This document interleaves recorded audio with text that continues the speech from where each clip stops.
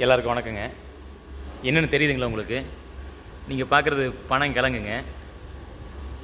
இது வந்து விவசாயிகிட்டேருந்து வாங்கியிருக்கோம். இந்த பனங்கிழங்கு வந்து உடம்புக்கு ரொம்ப நல்லதுங்க. பனம்பழம் பழுத்து விழுந்ததுக்கப்புறம் அந்த பனங்கொட்டையை நட்டு வச்சு ஒரு 3 மாதம் கழித்து இந்த மாதிரி பனங்கிழங்கு நமக்கு கிடைக்கும்.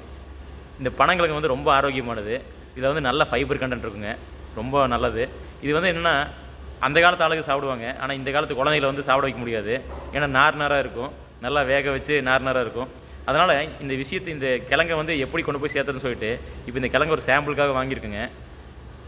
இந்த சாம்பிளை வச்சு நம்ம நல்லா இப்போ இது எல்லாம் நல்லா உரிச்சுங்க.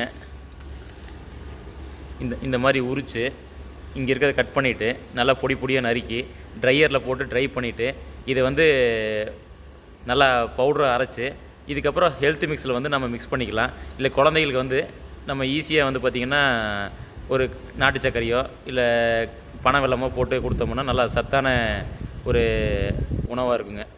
அதனால தான் இந்த முயற்சிக்கு இப்போது இந்த பனங்கிழங்கு வாங்கியிருக்கோம். இப்போது ஒரு வாட்டி 500 கிழங்கு வாங்கியிருக்கோம். இது ரெடி ஆச்சுன்னா அடுத்தது ஒரு 2000-3000 கிழங்கு வாங்கி இது பண்ணலான்ட்ருக்கோம். உங்கள் கருத்தையும் நீங்கள் பதிவு பண்ணுங்கள். நன்றிங்க.